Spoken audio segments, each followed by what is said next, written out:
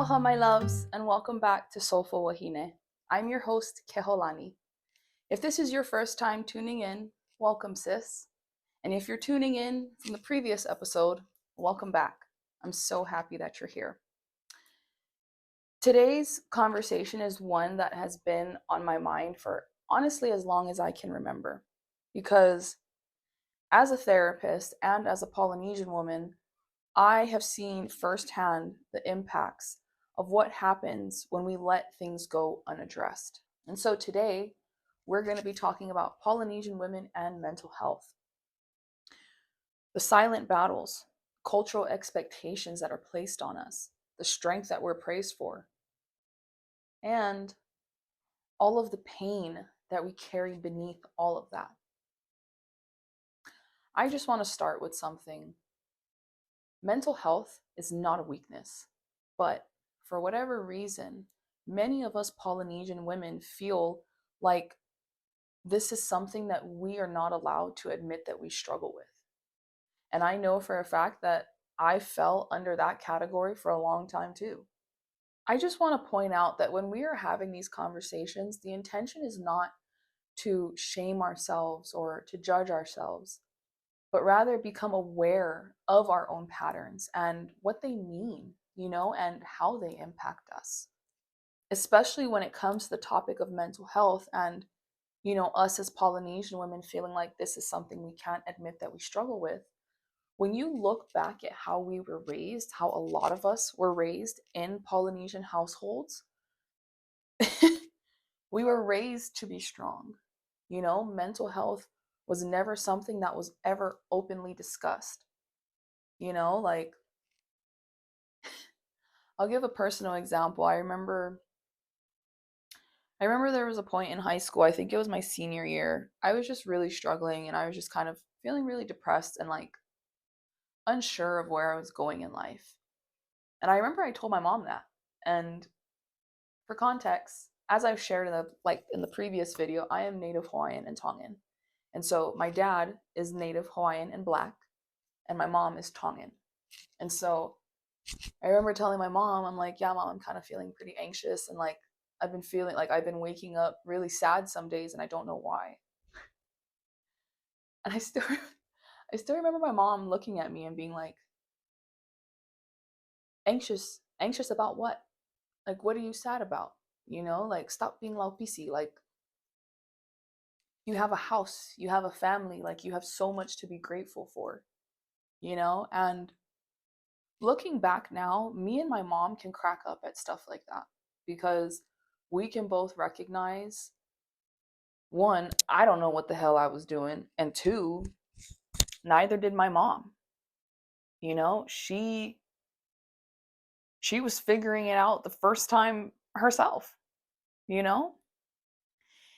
But I'm sharing all of this because a lot of us were raised to not talk about mental health. A lot of us were raised to be strong. A lot of us were raised to serve others, hold it together, and never shame the family. But holding everything in has never been the same as healing. If anything, it actually does more damage to us, emotionally and physically. When our culture teaches us to suffer in silence, we lose more than our voices. We lose our connection to ourselves. And I want us to reclaim that. I also just want to take some time to acknowledge the fact that there may be episodes where I say things that might bring up certain emotions or might bring up a certain reaction, and again, there doesn't need to be judgment or shame on said reaction or emotions that come up, but rather building awareness, you know? Because I know for a fact when I was doing all of this, and I was thinking of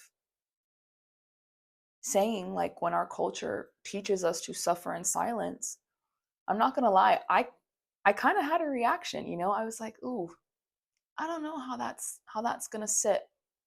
And I'm not saying that our culture explicitly is like, you need to suffer in silence. Like, no, it's not what I'm saying. What I am saying, though, is as women, there are so many expectations that are put on us that that suffering and silence is pretty inevitable. And like I said, I want us to reclaim our voices. I want us to reclaim our connection to ourselves. Let's talk about the stigma. Because, like I said, growing up, mental health was not something that was discussed openly. Okay? A lot of times, what I hear from clients now, what I hear from family members, and things I've even heard in the past, this is some of it. Be grateful. No need talk about that. Stop being busy. What are you depressed for? You have a roof over your head and food on the table. And I just want to point out, folks, there's a difference between being strong and being silent. There's a difference between being resilient and being numb. Okay? We must lovingly challenge the idea that keeping everything inside equals respect. Because guess what? You can honor your culture and still name your pain. You can love your family and talk about how they've hurt you. You can be strong and still go to therapy. These things can all exist at once. We don't have to negate one for the other. And I just want to point out, that again, as Polynesian women, we often carry the emotional weight of everyone else around us. Like I said in the last episode, we are the caregivers, we are the nurturers, we're the peacemakers, we are the problem solvers. And it is beautiful until it becomes too much. So let me ask you, how often do you push through your own exhaustion just to keep the peace? And how often do you feel guilty for wanting rest? I want those questions to sit with you, sis. You don't have to have an answer right now, but I just want you to reflect. I want you to think, where do these questions hit me? Because all of that emotional weight, it adds up over time. And like I said, it can show up physically and mentally. It can show up in our bodies, it can show up in our relationships, and it can show up in our self-worth. So much of what we carry did not start with us, which is why I'm here to say that generational trauma is a real thing. Our grandparents and parents didn't always have the space or language to process what they went through. And now, here we are, trying to love ourselves through the patterns that we never chose. I want to share a fun fact with you that I learned during my time as a therapist. As women, we are born with all of the eggs that we are going to have in our lifetime. Essentially, the way that I'm looking at that is when we experience trauma, our future babies, that's programming into their DNA. And it's not to shift blame or anything, but it's just to have an understanding of how the trauma is passed down to us from our parents, from our grandparents. Here and now, our generation is trying to regulate emotions when no one modeled that for us. We're trying to raise kids gently when we were raised with fear. And yes, it is very exhausting, but it's also extremely powerful. When you heal yourself, you don't just break a cycle, you begin building a new one. And how beautiful is that? So let's shift this idea that mental health is a Western thing, or it's a haole thing, or it's a white people thing. No, it's a human thing. Okay? We all deal with it, regardless of race, gender, socioeconomic class.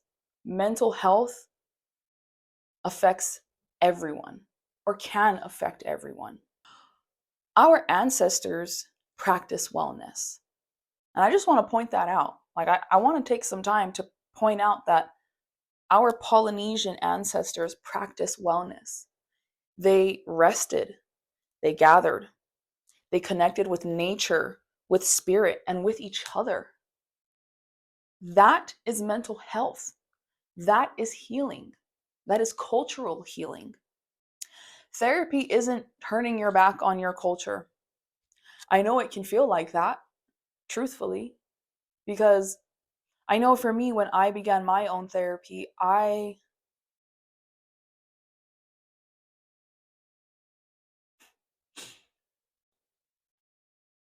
honestly didn't think that this episode was going to bring up emotions for me, but oof. Yeah, I didn't think I was going to cry this early on to my podcast, but we here. And like I said last time, I want to show up authentically and genuinely. And so if that means I have to cry when things come up, that's fine.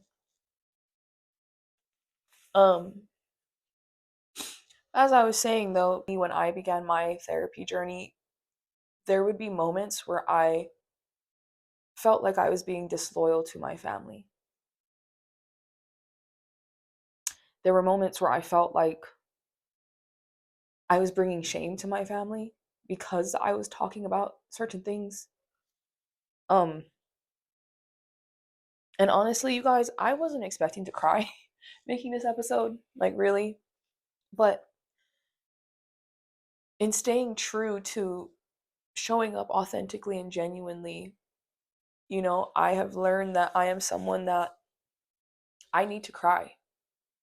I need to cry to process things because my whole childhood growing up, I always felt like crying was a sign of weakness. And so I never allowed myself to cry or to cry in front of others. But now as an adult, and now that have learned how my emotions show up in my body and what I need to do to honor them and to honor myself, it's a very healing experience, but like I said, it's still hard to navigate through, especially when it wasn't modeled to you. And so kind of going back to what I was saying, therapy isn't turning your back on your culture.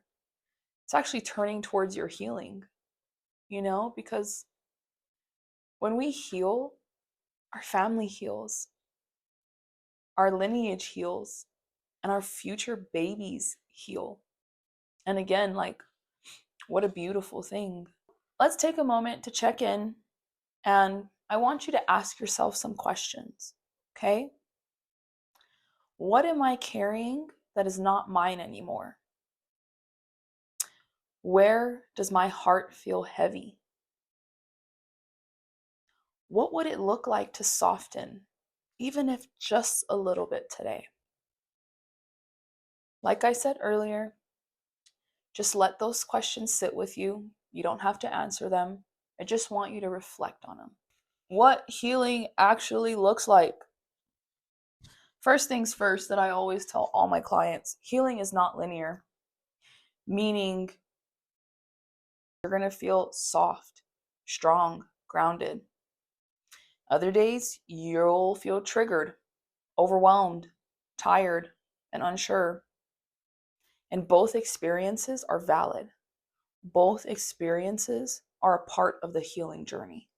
If you feel like, oh, I've been going to therapy, or, I've been doing good for X amount of time, and then, oh, I went back to doing the, behavior that I'm working on, or I went back to doing things that I know I'm not supposed to do.